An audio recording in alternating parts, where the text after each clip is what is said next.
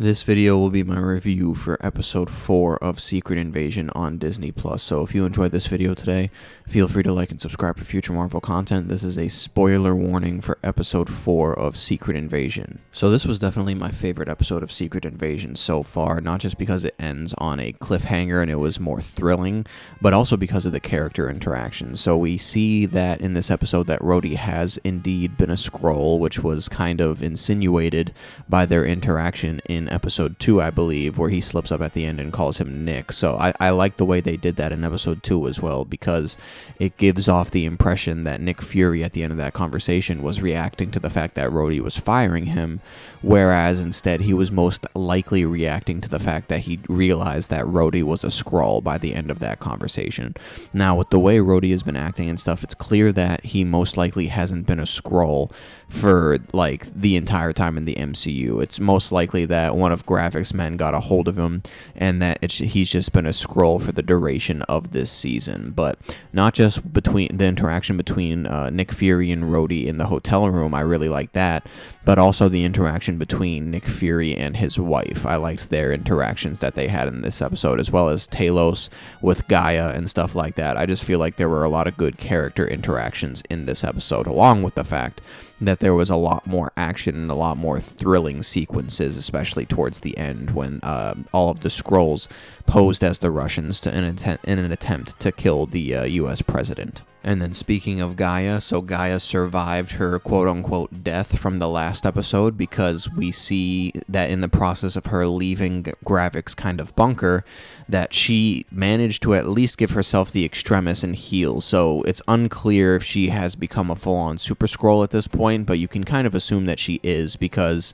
if she just used the machine that is insinuated to turn Gravik into a Super Skrull, there's no reason why she also is not a Super Skrull at this point. So the huge firefight that everybody got into at the end when Gravik and his forces posing as Russians tried to kill the U.S. president, I thought that was a really nice sequence for this series to have, because it's not that I haven't liked this series up until this point, but I was just kind of expecting more from it. I wasn't even expecting it to be like the comic book Secret Invasion event, because I already knew it was not going to be that, because like I've said previously, the comic book Secret Invasion event is an Avengers level event. Like, there's no way that I thought that this Disney Plus show, which was mainly marketed as a Nick Fury story, was going to be on that level, so I didn't expect that.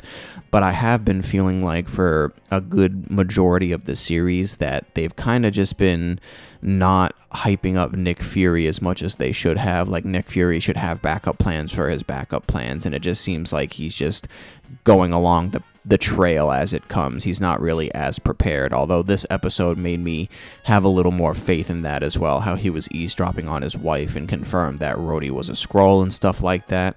And it was just really good for Nick Fury in this episode and stuff. And then we obviously got the twist at the end with Talos supposedly being killed by Gravik, but Nick Fury managed to secure the U.S. president and get him out of there. So it's definitely going to be curious to see where they go from here, because now Nick Fury is definitely backed up into a corner. He can't trust Rhodey because he knows Rhodey is a Skrull.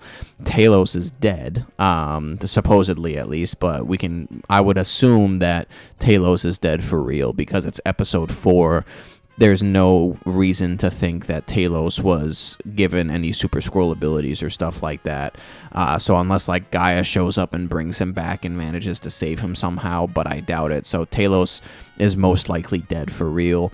We don't know where Gaia is. We don't know if Nick Fury knows where Gaia is. So it looks Maria Hill is dead, obviously, as well, as far as we know. We don't know for sure. I mean, we do know, but we don't know, because we never saw a body. We saw her being shot dead at the end of episode 1, but then like we only saw her coffin. We never saw like a funeral. We never saw her actual body. So, you know, it's always possible that they can bring her back and have a twist with her as well. But it's definitely exciting going forward, because to me now Nick Fury is just backed up into the ultimate corner. So now it's going to be like a make or break thing to see what he does. Like, does he get himself out of this mess by pulling out plans that we didn't know about before?